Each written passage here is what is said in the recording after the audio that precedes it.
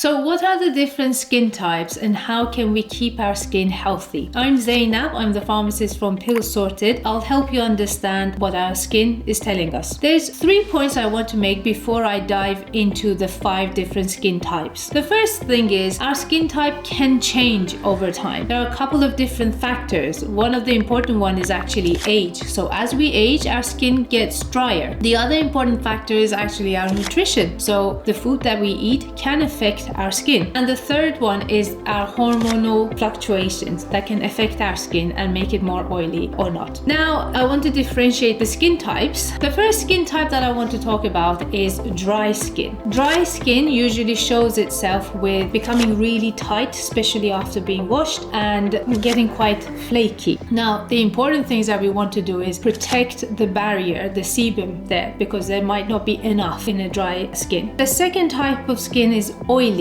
Oily is the opposite. There's too much sebum and that can cause the pores on our skin to get clogged. So there might be acne that can show as a whitehead or a blackhead or spots. The third type of skin is combination. So there's an area on our face called the T-zone, which means our forehead and our nose down to our chin. In the combination type, we have an oily T-zone and we have dry skin through the rest of our face. The fourth type of skin that I'll talk about is sensitive skin. Sensitive skin becomes quite red and irritated, and lots of different things can affect it. So even fragrances, body sprays can affect it and make it quite irritated. And the last one is normal skin. So if it's not dry and if it's not oily, it's called normal. What are the important lifestyle habits that can help all of our skin types? There's 2 habits that really affect our skin. One is hydration. So if you drink plenty of liquid, it will improve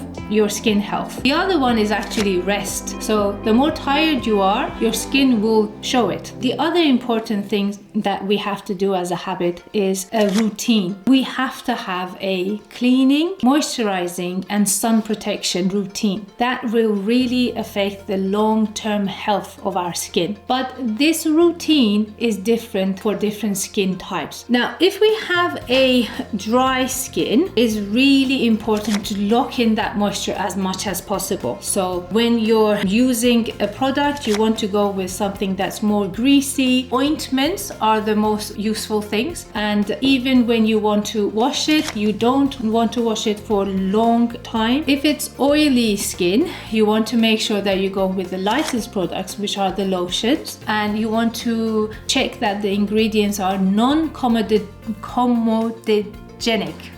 That means they won't clog up the pores. It's really important to wash and moisturize frequently. Oily skin doesn't mean that you don't need to moisturize it. You do need to moisturize it, but don't use oily based products. For the combination skins, it depends on what area you're trying to solve. Again, frequent washing, frequent moisturizing is really important. For the sensitive skin, it's really important to use fragrance-free and hypoallergenic. Try to put that in any product that gets in touch with your skin. So if it's perfume that you're using, if it's washing liquid that you're using, if it's creams that you're using, hypoallergenic and fragrance-free. What are the products that you can buy in the pharmacy to support you with the different skin types? For dry skin, we talked about ointments because they're oil-based, they're greasy, they help keep the moisture in. There are other products that can support with locking in the moisture. Things that have got glycerin in them or urea in them, they can do that too. Also, ceramide products because they help the barrier structure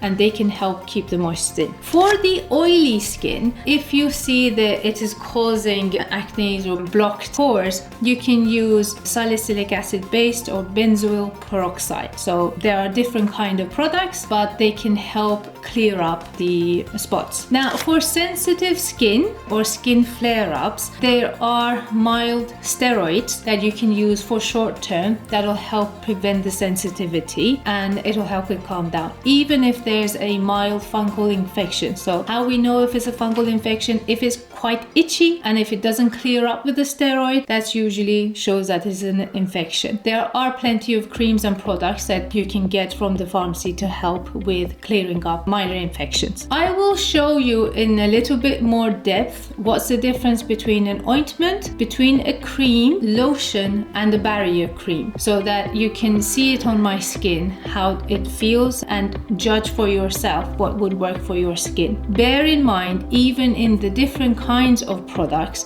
there will be some that work better for yourself. This is a sample barrier cream. Barrier cream would have a combination of something antiseptic in them and very greasy substance that will prevent your skin folds going onto each other and causing friction and irritation. If there is an irritation, you can use this safely. It usually helps clear it up. My daughter is going to put a bit of barrier cream on my skin.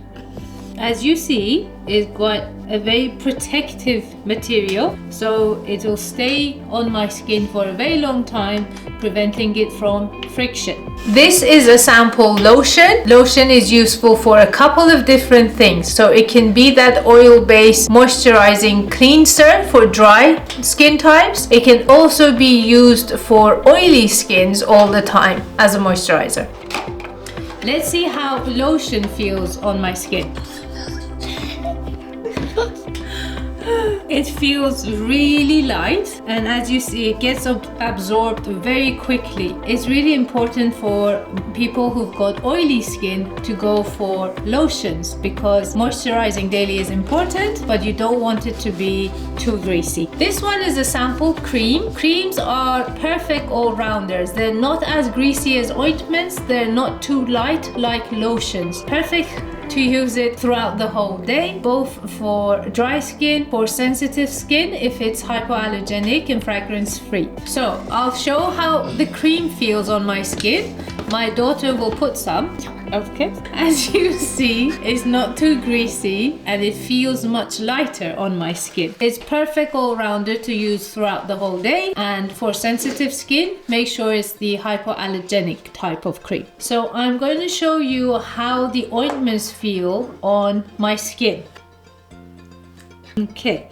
As you see, it's quite greasy and it takes a while to get absorbed. That's why it's great for dry skin to put it overnight. It'll help keep the moisture. What are the things to look out for? If your skin feels very irritated, it's becoming really red, or if there's any crusts or oozing from it, that's the time that shows infection. Show it to a healthcare professional. You can reach out to us as well and we'll give you the best advice. As always, visit our website. Reach out to us for that clinical-led support. Thank you.